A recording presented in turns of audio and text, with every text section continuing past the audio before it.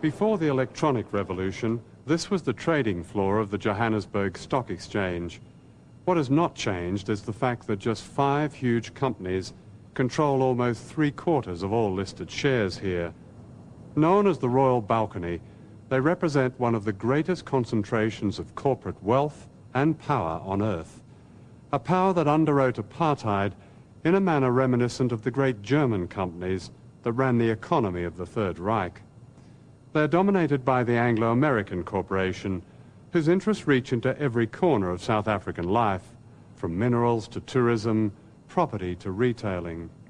What's good for Anglo-American, it's often said here, is good for South Africa. In 1960, the South African police murdered 69 peaceful demonstrators at the town of Sharpeville. This atrocity was a clear sign to Western business that the population was being disciplined and opposition crushed. Foreign capital poured in, most of it from Britain. Indeed, Britain was the biggest single investor in South Africa, followed by the Americans, who saw their capital return higher profits than anywhere else in the world.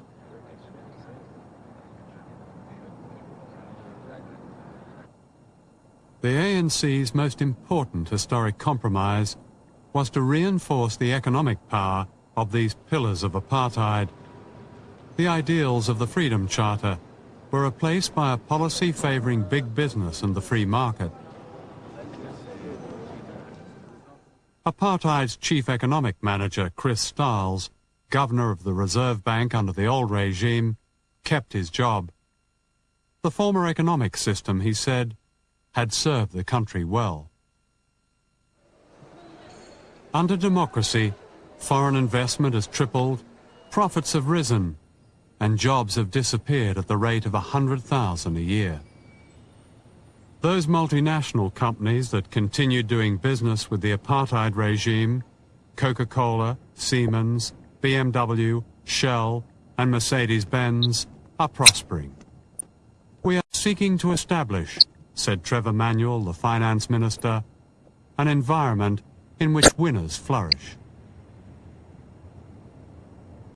You must remember that the best way to introduce transformation is to do so without a dislocation any aspect of our public life. And we do not want to challenge big business in a way where they can take fright and take out away their monies. We are changing the whole economic aspect of this country, but it has to be done skillfully by discussions with stakeholders and where we're unable to agree to push on. Do you reflect that the Freedom Charter, and paraphrasing, did say or did aspire to the people of this country really owning its wealth? Is that something that's still possible? Why not? They are already beginning to share in that wealth. The affirmative action as far as business is concerned, you are having now blacks, Africans, coloreds, and Indians involved in companies which command billions of assets, something totally new in this history of this country. That is taking a share in the wealth of that country. Since the ANC came to power, inequality among blacks has risen as the class gap has opened up. People power is being taken over by a black elite, an extension of the black middle class created by the apartheid regime as a buffer to real change. This is Cyril Ramaphosa, former head of the Miners' Union and today a member of the ANC's national executive and a millionaire businessman, seen here with mining magnate Nicky Oppenheimer. It was Ramaphosa who negotiated the ANC's historic compromises. By using black faces in the boardroom, the old power structure has gained access to the new political establishment.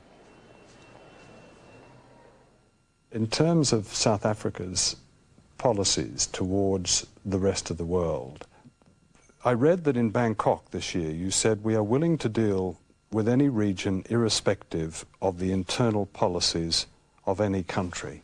Is that correct? Oh, yes, certainly. What would have happened to South Africa, though, if that had been applied to the ANC during the struggle, if that attitude of tolerance had been applied, surely apartheid might have lasted longer than it did. There's a real fundamental difference with apartheid.